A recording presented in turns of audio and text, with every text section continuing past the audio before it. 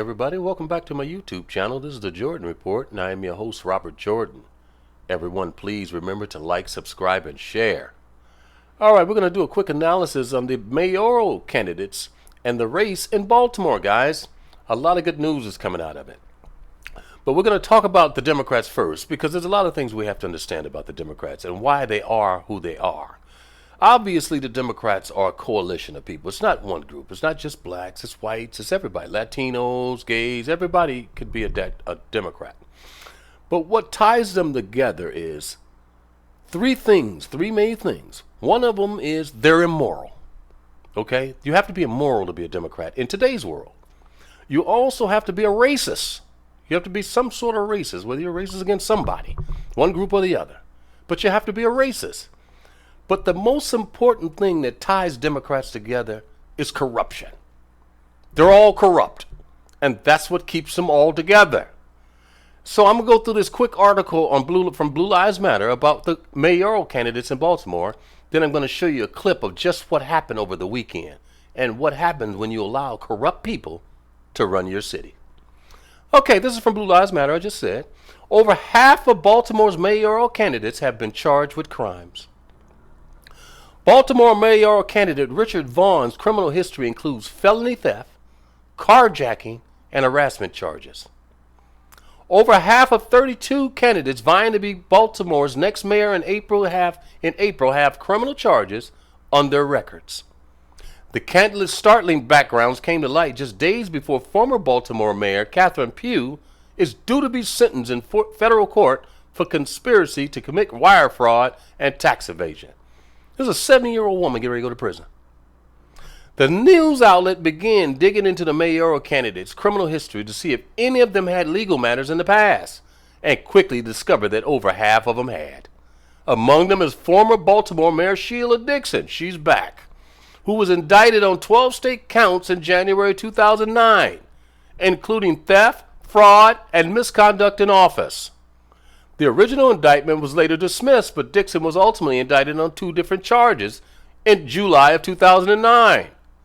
She was charged with theft and embezzlement for stealing gift cards that were intended for low-income citizens and was later convicted on the misdemeanor embezzlement charge. I wonder how much money over the years the black Democrats have stolen from us. We need to do a study on that. As a condition of her sentence, Dixon agreed not to run for office anywhere in Maryland until her 4-year probation period expired. Another mayoral candidate, William Hurd, has been charged with malicious destruction of property, breaking and entering, passing bad checks. Clergyman, here's a preacher. Clergyman David Anthony Wiggins, because preachers and Democrats are the same thing in the black community, in case you guys don't know that. They are one and the same. A self-described business owner was charged with false imprisonment, harassment, failure to comply with a peace officer, and filing a false application to purchase a firearm.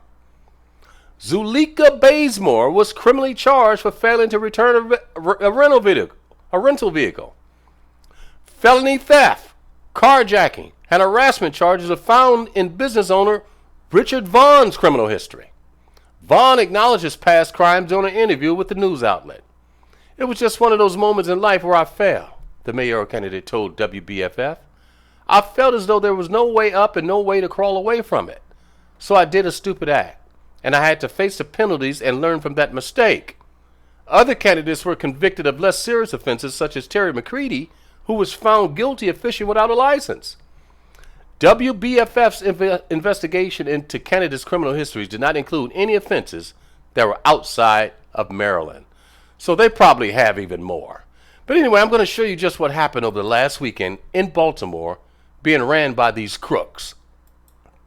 A deadly day in Baltimore. 12 shootings have been reported in the city, and at least 4 men have been killed. Several of those shootings happened tonight. In one case, 5 people were shot in West Baltimore. The latest shooting happened just before 9 tonight in the 3600 block of East Lombard Street. A 42-year-old man was shot in the back and is being treated at the hospital. Before that, around 7:30, police responded to the 6300 block of Tremore Road for a reported shooting. A 39-year-old later died at the hospital.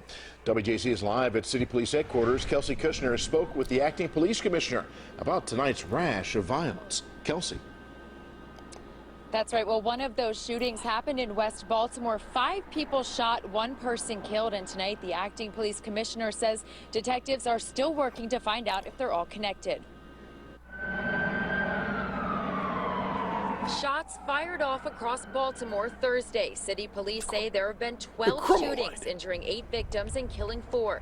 Chopper 13 over Pennsylvania Avenue and Bloom Street just after 6 p.m., where investigators say 5 people were shot.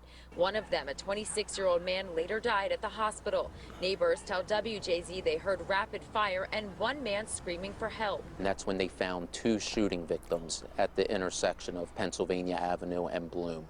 A short time later, a 3rd victim was found at the intersection of Pennsylvania Avenue and School Street, and then we later found a 4th victim in the 1800 block of Pennsylvania Avenue. The 4 victims' ages range between 19 and 46 years old. Less than 3 hours before, a double shooting happened on the 500 block of Chow Grove Ave. Police say a man and 27-year-old woman drove to the hospital with gunshot wounds, and the man later died. 5 other shootings happened Thursday that left 2 more people dead. It's a very violent day. Acting Baltimore City Police Commissioner Michael Harrison says they're working to track down suspects. What we know right now is that there's no information to support that they are related. And so we're working to find out motives, we're working to find out clues. Now, police say that the 4 others who were shot on Bloom Street are expected to be okay. Right now, they say they have no suspects in custody. They are asking anyone with information to come forward. I'm Kelsey Krishner reporting live for WJC. All right, another day in Baltimore, guys. Another day in Baltimore. This is what's going on there. Black mayor, black police chief, black city council, black everything. And it's a war zone. So as long as we're willing to put people like this in office, man, we're getting what we're voting for.